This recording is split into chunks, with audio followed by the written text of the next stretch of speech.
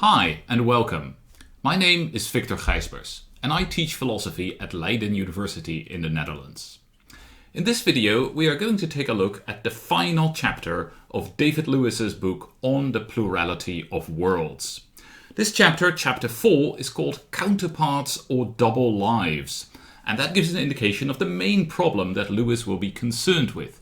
The question of identity, maybe, if that's the right word, across possible worlds. And I'll explain that in a moment. And Lewis goes on to discuss several rather technical issues, including, for instance, the issue of aseity, not all of which I will have much or indeed anything to say about. So what I'm going to do is I'm going to present to you Lewis's counterpart theory, and then I'm going to zoom in on two topics that Lewis touches on in the beginning of the chapter, which I massively disagree about with him, and so about which I think I have something to add to what the book is telling you. And the later part of the chapter, in which some of these more technical questions having to do with, the identity conditions of railway lines and things like that, I'll leave them for your own perusal. So, what is the question of counterparts or double lives? Well, the first thing to see is that there seems to be at least a bit of a difference once we take sort of Lewis's analysis of modality. There seems to be a bit of a difference between how we can understand a claim like there could have been talking donkeys and a claim like Victor Gijsbers could have become a physicist instead of a philosopher. Right? I mean, presumably both of those claims are true. There could have been talking donkeys. Actually, I have no idea whether there could have been talking donkeys, but let's assume with Lewis that there could have been talking donkeys. And let's also assume that I could have become a physicist. In fact, I started out studying physics and only sort of vaguely wandered into philosophy later on during my studies. So I could have become a physicist. Now, what is it on Lewis's account that makes it true that there could have been talking donkeys? Well, what makes that true is that there are possible worlds with talking donkeys, right? There are possible worlds in which there are talking donkeys. Okay, that's what we mean when we say that there could have been talking donkeys, that talking donkeys are possible. There is some other possible world, at least one of them, in fact, infinitely many of them, which contains talking donkeys. Alright, what about the claim that I could have become a physicist? Well, analogously, we might say that there must therefore be another possible world in which I am a physicist. So in this world I'm a philosopher, but there's some other possible world in which I am a physicist. Wait, but that is strange. That is strange because it seems that I surely am not in any other possible world. I am only here. Is there really another me? Like not just somebody a bit like me or even a lot like me, but really me in one of these other possible worlds? Is that really what Lewis needs to be saying? It seems that he needs to be saying it, because if he doesn't say that, then it wouldn't be true that I could have been a physicist. And so here we have a sort of standard objection to Lewis's theory of modality, which is precisely that it cannot handle such claims as Victor Gijsbers could have been a physicist or Hubert Humphrey could have won the election. Right? Because for Hubert Humphrey for it to be the case that Hubert Humphrey could have won the election, surely there ought to be another possible world in which not somebody like Hubert Humphrey wins the election, but somehow it needs to be the case that Hubert Humphrey himself ought to. But does that mean that... I mean, we face trouble right in the face. We look trouble right in the face. So how does Lewis solve this problem? Well, what Lewis says is he says, it is indeed true, according to me, according to the way that I want to understand this, it is true that you, me, for instance, do not exist in multiple possible worlds. So in that sense, there are no double lives. But there's something else that is the case. There is somebody in another possible world who is a lot like you. It's not you, but it's a lot like you. And by having somebody who is a lot like you, like massively like you, being in that world, and choosing to become a physicist, that world doesn't contain you becoming a physicist, but it represents you becoming a physicist. So here's how what Lewis writes on page 196. He says, I think counterpart theorists and ersatzers are in perfect agreement that there are other worlds, genuine or ersatz, according to, those two words are in italics, according to which Humphrey, he himself, stamped the foot, banged the table, wins the election. And we are in equal agreement that Humphrey, he himself, is not part of these other worlds. Somehow, perhaps by containing suitable constituents, or perhaps by magic, that's a reference back to the magical ersatzism of paragraph 3.4. So somehow, perhaps by containing suitable constituents, or perhaps by magic, but anyhow not by containing Humphrey himself, the other world represents him as winning. Right? So these other possible worlds don't actually contain me, but they might represent me as doing something. And that, according to Lewis, is all we need for our analysis of modal truths. Modal truths about individuals, where these questions about is it really me or is it really them might come up.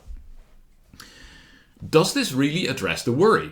Right? The worry that for it to have been possible for me to become a physicist, it seems sort of meager for someone else in some other world to become a physicist. I would say that it does and it doesn't.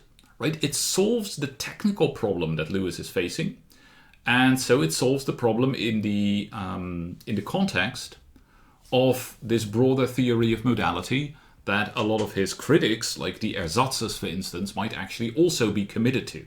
So when Lewis is talking to some ersatzers, then I think that his counterpart theory can really do the job that he wants it to do.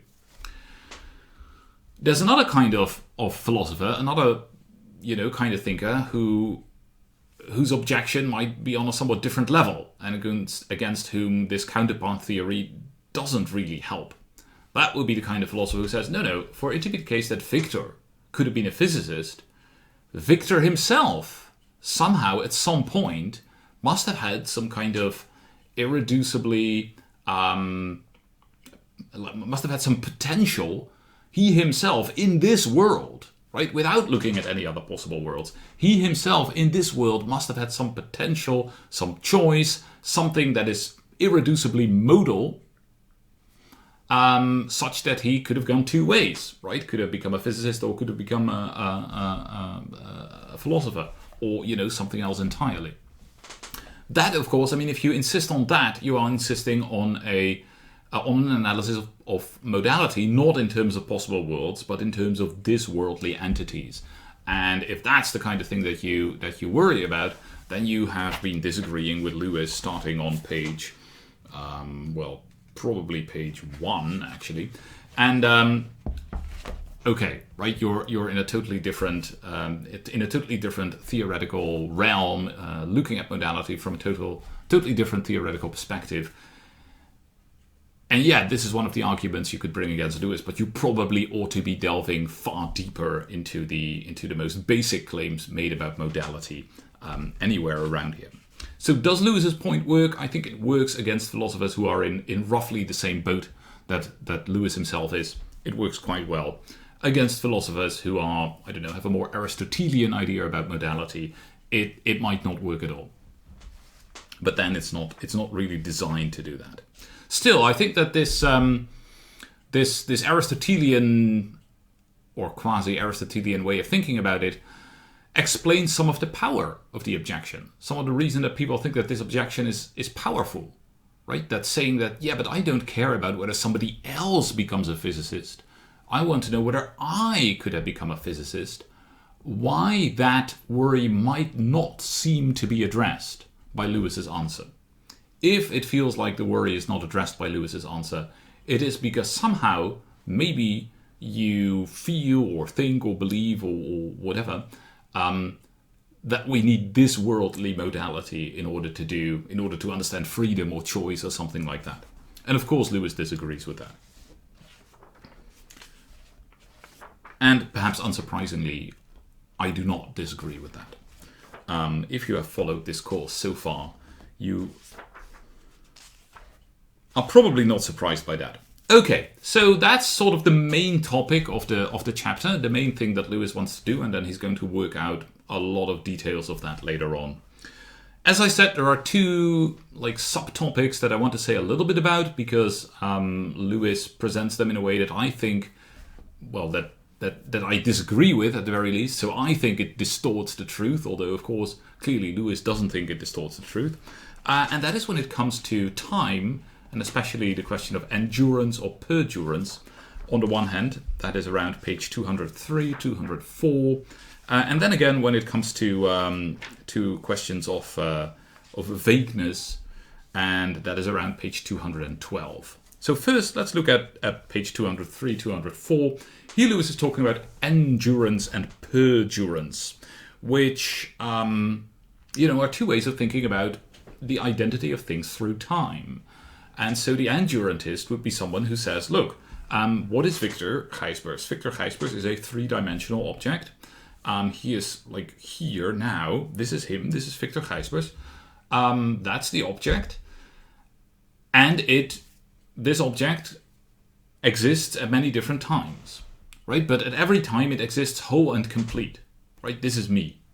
And this mug, it is whole, and there's a whole and complete mug right here, right now. And of course it will continue to exist, right? I mean, there's that same mug, or a slightly changed mug, but still in a sense the same mug, existed at some previous moments and is going to exist at some future moments. So that is endurantism, and perdurantism would generally be the idea that the real object is sort of a four-dimensional thing, right? A four-dimensional thing spread out through space and time.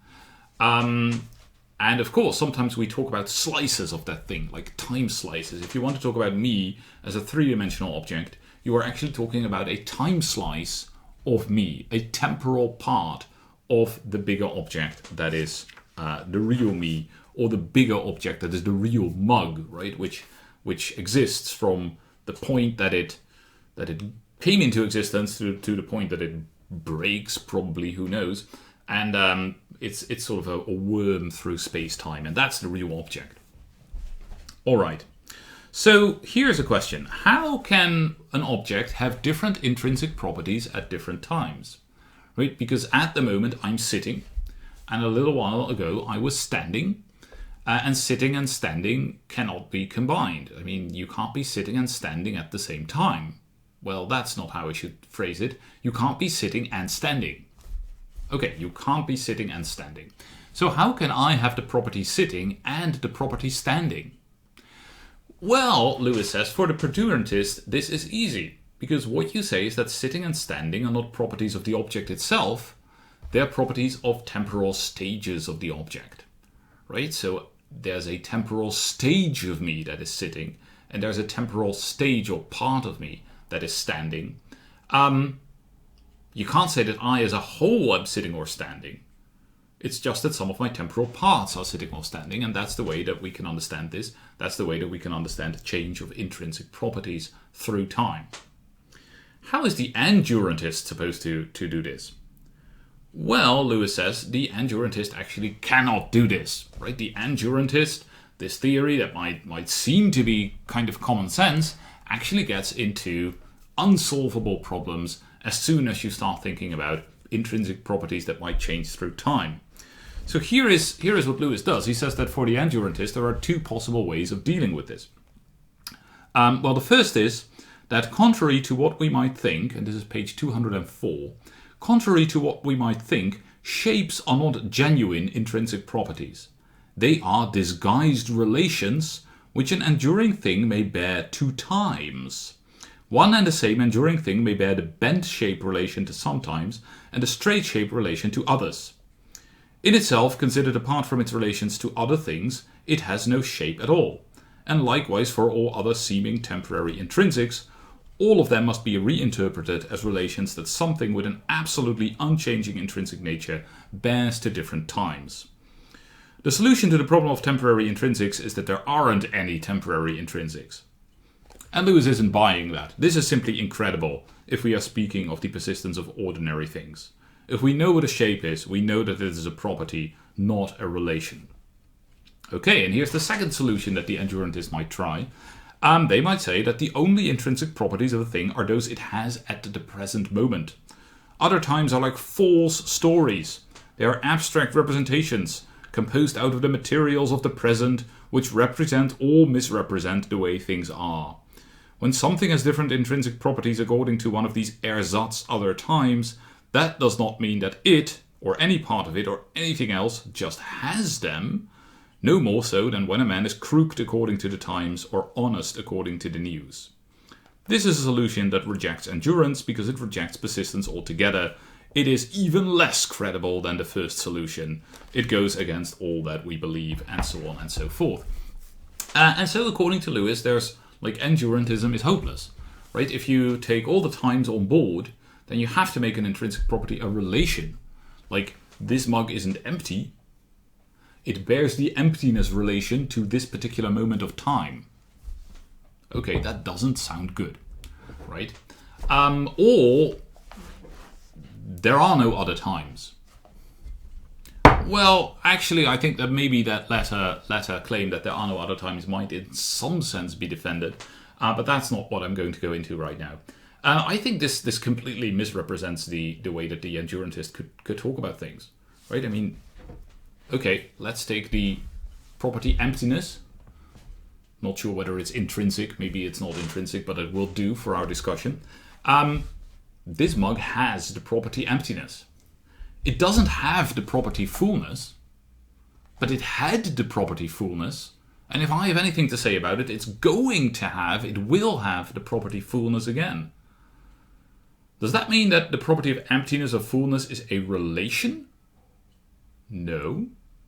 No, it's something that, the property emptiness is something that the mug has, right? It really has it. And the property fullness, well, that is something that the mug really has not. But it had it, and it will have it. And so, in a sense, all that we need to do is we need to take tense seriously. Right? What Lewis is trying to do, what Lewis is asking the endurantist to give us here, is a non-tensed, a step outside of time, look at the object from a perspective outside of time, and then describe it for me in a way that still does justice to your endurantist theory.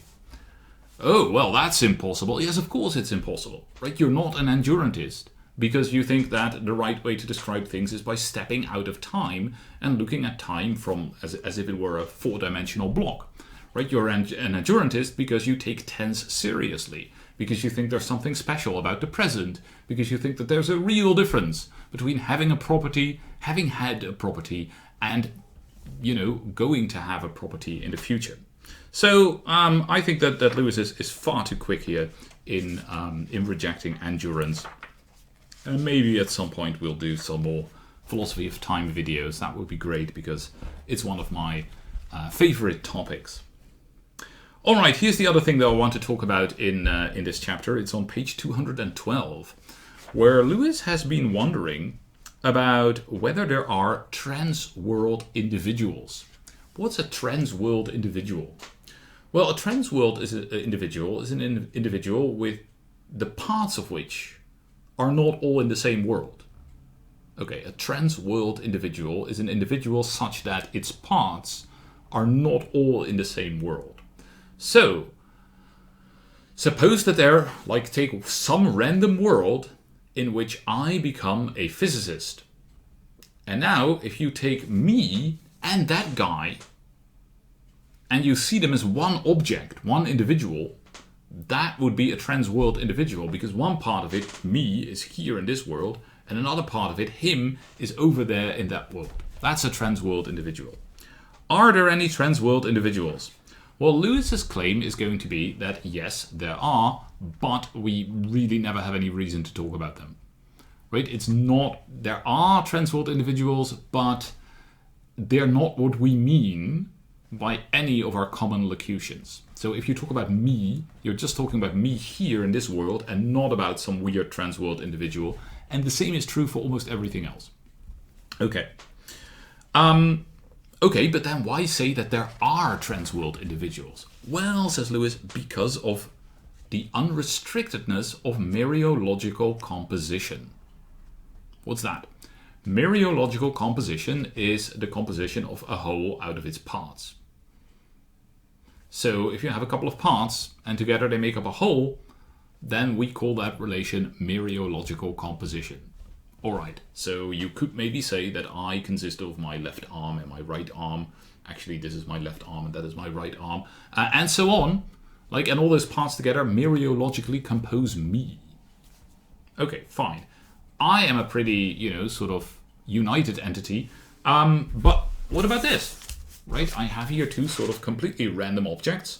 One of them is a coaster with part of the Paris metro network, and the other is an incredibly small print, badly translated manual for a little electronic device. Do those two things together compose an object? Well, you might say no. I mean, these are two objects. They're not one object. But somebody who believes in unrestricted Myriological composition believes that they do, in fact, compose an object. So unrestricted, the claim of unrestricted Myriological composition is the claim that any set of things makes up a new entity, right? Makes up a whole. It might be a weird whole. It might be a whole we never have any reason to talk about. But it's always a new whole. It's always a new individual. And so, because Lewis believes in unrestricted Myriological composition, he also believes in transworld individuals, because you can just take parts of different worlds and, there'll be a new individual. Why not? Fine. I mean, whatever. If that's what you want to believe, if that's the way you want to think about it, I don't really have a quarrel about that. But I do have a quarrel about the way that Lewis argues for unrestricted Myriological composition. So here is how Lewis argues for unrestricted Myriological composition, and in fact, it's an argument that that Ted Sider has expanded greatly in, I think it's his book on time. On four-dimensionalism. So here is how Lewis's argument goes. Vagueness, says Lewis, is whether we like to think of a bunch of things as forming a coherent entity is a vague matter. Right? You can say that I am one object, but then exactly what do you mean? I mean, do all my hairs count as part of me? Yeah, maybe. But suppose that I take one of these hairs and I start pulling it loose, right? Once it's loose and on the ground, it's presumably no longer part of me, but what is the exact moment at which it stops being part of me, right? How far do I have to stretch it? How far does it have to get out of its little, cavity, before it's no longer part of me? I mean, that surely is a vague matter. Okay. Now, those kind of vague considerations, says Lewis, can't have anything to do with the metaphysical truth about composition. So on the one hand, we have the metaphysical truth about which entities there are, and on the other hand, we have our vague language with our ideas of unity and our ideas of when some stuff composes a whole. And those two things, they can't overlap because one is vague and the other is not vague. Okay, why is it not vague, like the metaphysical truth about which things there are? Why can't that be vague? Here is Lewis's argument. The only intelligible account of vagueness locates it in our thought and language. The reason it's vague where the outback begins is not that there's this thing, the outback, with imprecise borders. Rather, there are many things with different borders, and nobody has been fool enough to try to enforce a choice of one of them as the official referent of the word outback. Vagueness is semantic indecision. But not, and now the important thing comes, not all of language is vague. The truth-functional connectives aren't, for instance. So Lewis is thinking about something like and. Right? And is not vague. If A is true and B is true, then A and B is true. There's nothing vague about that. Nor are the words for identity and difference and for the partial identity of overlap. Nor are the idioms of quantification so long as they are unrestricted. How could any of these be vague? What would be the alternatives between which we haven't chosen? So Lewis is claiming that there are parts of our language like quantification and the truth functional elements of logic which are not vague. So Sider is going to frame this as saying that first order logic, the machinery of first order logic, is not vague. The question whether composition takes place in a given case, whether a given class does or does not have a Myriological sum, can be stated in a part of language where nothing is vague. Therefore, it cannot have a vague answer. Okay, it cannot have a vague answer. So composition, like metaphysical composition, can't be vague, and so it can't have anything to do with our vague criteria, and so the only thing that we can do is accept unrestricted composition. That is Lewis's argument. Why would we believe that something like first order logic with its machinery of quantification isn't vague? Well, how could they be vague? What would be the alternatives between which we haven't chosen? Okay, what is quantification? If I say for all, what do I say? Well, I say for all things. So what could be vague about the phrase for all things? Well, it could be vague which are the things, right? It could be vague which sets of stuff count as a thing. To say that quantification is not vague is simply to state that it can't be vague whether something is an object or not, which is the precise question under consideration. Right? We are precisely asking the question whether it could ever be vague, whether something is actually, something, whether it's a thing, whether it's an object. And Lewis basically says, no, because no, right? These composition can't be vague because it can't be vague which objects there are, because quantification can't be vague, which is talking about which objects there are.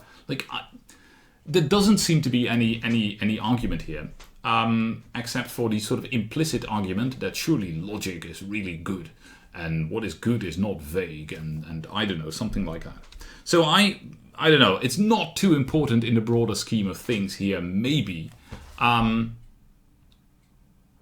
I do tend to think that it sort of shows a deference to the formal tools of logic that infects some of the philosophy of the kind of school that Lewis is part of. And we're seeing an example of that here. So I don't think it's unimportant. I think it's good to see it and to realize what is going on. All right, that's what I wanted to say about Chapter 4 of On the Plurality of Worlds.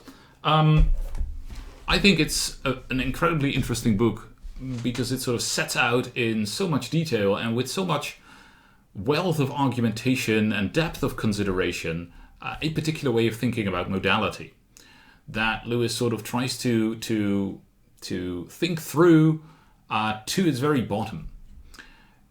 I happen to think that theory of modality is a disaster for reasons that we've talked about during this series of lectures. But that doesn't take away from the book, I think. I mean, this is if you want to set out this kind of theory, this is how to do it. And if you want to attack this kind of theory, this is the book that you have to read and the book that you have to talk about. And so, of course, that is one of the reasons why I'm reading the book and talking about it.